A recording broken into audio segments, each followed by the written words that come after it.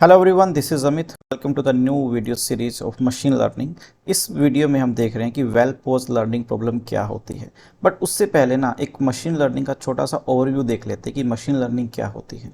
अगर मैं डेफिनेशन की बात करूं, वैसे तो बहुत सारी डेफिनेशंस है मशीन लर्निंग की, बट मैंने फिर भी एक सिंपल वन लिखने की कोशिश की है। तो मशीन लर्निंग क्या होता है ना, एक सब फील्ड होता है एआई का, जिसमें हम क्या करते हैं, फोकस करते हैं या फिर डिज़ाइन करते हैं ऐसी एल्गोरिदम्स को, ऐसे स्टैटिस्टिकल मॉडल्स को जो डेटा से लर्न कर सकते हैं और उसके बाद अपने आप से काम कर सकते हैं without any explicit instruction. This is one of the many definition. आप अपनी डेफिनेशन भी लिख सकते हो। मशीन लर्निंग बेसिकली तीन टाइप की रहती हैं: supervised, unsupervised and reinforcement machine learning. अगर बात करें सुपरवाइज्ड मशीन लर्निंग की, तो इसमें हम क्या होता है ना, जो मॉडल्स रहते हैं ना, उसको हम लेबल्ड डेटा सेट देते हैं। मतलब कि ऐसा डेटा सेट जिसमें इनपुट भी रहती है और आउटपुट भी रहती है। जो आउटपुट रहती है उसको हम टारगेट डेटा बोलते हैं, ये टारगेट वैल्यू बोलते हैं। तो सुपरवाइज मशीन लर्निंग में हम ऐसा डेटा देते हैं जिसमें पहले से इनपुट भी रहती है और आउटपुट भी रहती है, ताकि वो उस पर लर्न कर जाए। अनसुपरवाइज मशीन लर्निंग में हम ऐसा कुछ नहीं करते, वहाँ से टारगेट वैल्यू गायब रहती है, सिर्फ हम उसको इनपुट देते हैं। रेनफोर्समेंट मशीन लर्निंग की बात करें ना, तो इस मशीन लर्निंग में ना हम एक प्रोग्राम बनाते हैं जिसको हम एजेंट बोलते हैं, और उस एजेंट को हम इन्वायरमेंट में छोड़ देते हैं अपने आप सीखने के लिए कि तू हिट एंड ट्रायल मेथड कर और अपने आप से सीख।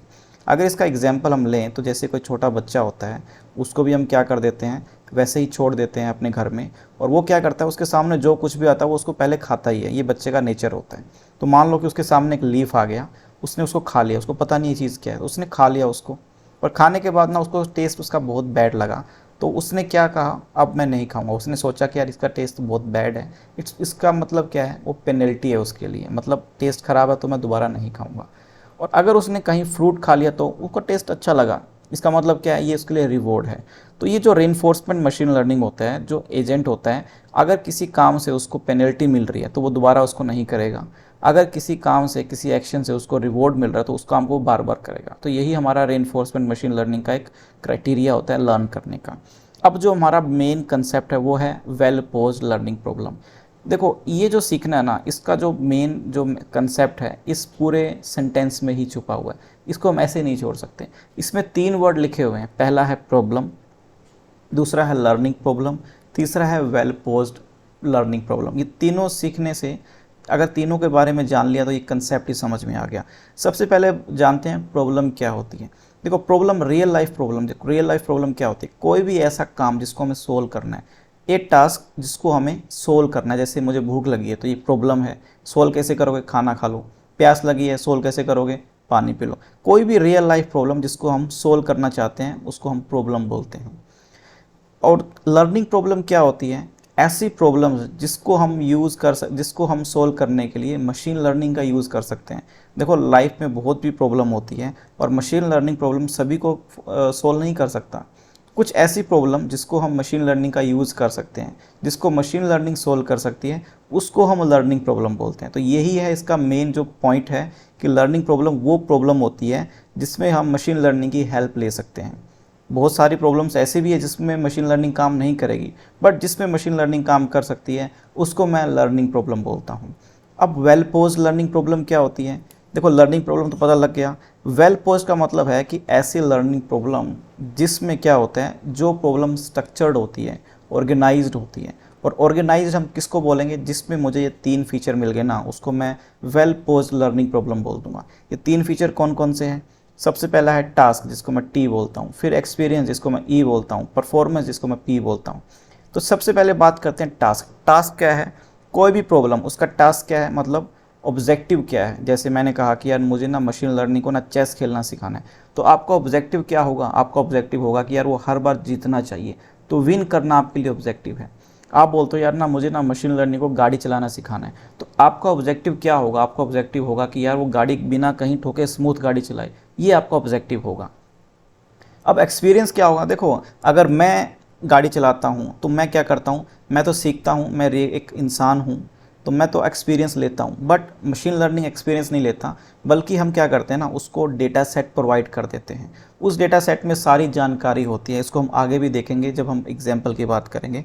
तो एक्सपीरियंस क्या होती है, मशीन लर्निंग को सिखाने के लिए जो डेटा सेट उसको हम प्रोवाइड करवाते हैं उसको मैं एक्सपीरियंस बोलता हूँ।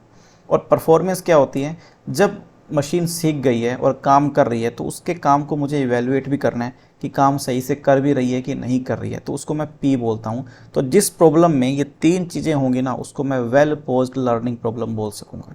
अब बात करते हैं एग्जाम्पल की। एक एग्जाम्पल है इसका रोबोट ड्राइविंग लर्निंग प्रॉब्लम। तो ये एक लर्निंग प्रॉब्लम है कि नहीं है? क्यों है? क्योंकि इसमें क्या है, टी भी है, ई भी है एंड पी भी है। टी क्या होगा, आपका ऑब्जेक्टिव क्या होगा? आपका ऑब्जेक्टिव ये है कि यार ना मुझे पब्लिक 4 लेन हाईवे पे गाड़ी चलाना है स्मूथली। वैसे ही ई क्या होगा, एक्सपीरियंस। मतलब कि अगर आपको ये कोई रोबोट है, कोई प्रोग्राम है, इसको आपको गाड़ी चलाना सिखाना है तो आपको क्या करना पड़ेगा, आपको डेटा सेट देना पड़ेगा। डेटा सेट में क्या होगा, सब बातें होंगी। जैसे कि देखो भाई रोबोट्स, आपको ना एम्प्टी रोड होता है वो कुछ इस तरह से दिखेगा, क्राउडेड रोड इस तरीके से दिखेगा। ये सारे सिग्नल्स हैं। आपको स्टीयरिंग कैसे घुमाना है, फर्स्ट गियर कैसे लगाना है, बैक्स जब आप बैक कर रहे हो आपकी स्पीड कितना होना चाहिए, आपकी जब हाईवे पे तो स्पीड कितना होना चाहिए, आगे कोई आदमी आ रहा है, कोई ऑब्स्टिकल आ रहा है, उसकी ब्रेकिंग पावर कितना होना चाहिए। ये सब चीज़ें आप एक्सपीरियंस में उसको डेटा सेट दोगे, उसमें सारी चीज़ें लिखा होगा, उसको हम एक्सपीरियंस बोलते हैं। और लास्ट में क्या है, परफॉर्मेंस मेजर कैसे करोगे। मान लो कि आपको परफॉर्मेंस मेजर करना है। जैसे आपने आज पूरे दिन गाड़ी चलाई रोबोट ने और आपने देखा कि यार ना इसने 10 किलोमीटर बिना कहीं ठोके गाड़ी चला दी, तो 10 किलोमीटर इसने स्मूथ गाड़ी चलाई, वो एक परफॉर्मेंस हो गया। अगले दिन आपने फिर से उसको ट्राई किया, अब उसने क्या किया, 20 किलोमीटर गाड़ी चलाई बिना कुछ गलती किए, तो 20 किलोमीटर अच्छे से गाड़ी चलाई। नेक्स्ट डे क्या होगा, उसने 50 किलोमीटर गाड़ी चला ली बिना कुछ गलती किए। तो ये क्या है, हम परफॉर्मेंस मेजर कर रहे हैं। तो यहाँ पर टी है, ई है एंड पी है, तीनों चीज़ें हैं। तो ये क्या हो गया, एक लर्निंग प्रॉब्लम है, एक वेल पोज्ड लर्निंग प्रॉब्लम है। एक और एग्जांपल ले सकते हो, hand written recognition learning problem. उसमें हमारा टास्क क्या रहेगा, हमारा टास्क ये है कि इंसानी राइटिंग में जो भी कुछ लिखा हुआ है उसको मुझे डिजिटल में चेंज करना है। एच कोई भी कैसे भी लिख सकता है, बट डिजिटल में एच ऐसे लिखा जाता है। तो मशीन लर्निंग का काम क्या है, उसको रिकॉग्नाइज करना है और क्लासीफाई करना है कि वो लिखा क्या हुआ है। एक्सपीरियंस क्या हो सकता है, आप उसको डेटाबेस दे सकते हो, डेटा सेट दे सकते हो। देखो भाई एच ऐसे दिखता है, ए ऐसे दिखता है, बी ऐसे दिखता है, डिजिट ऐसे दिखते हैं। आप उसको एक्सपीरियंस दे रहे हो डेटा सेट के थ्रू।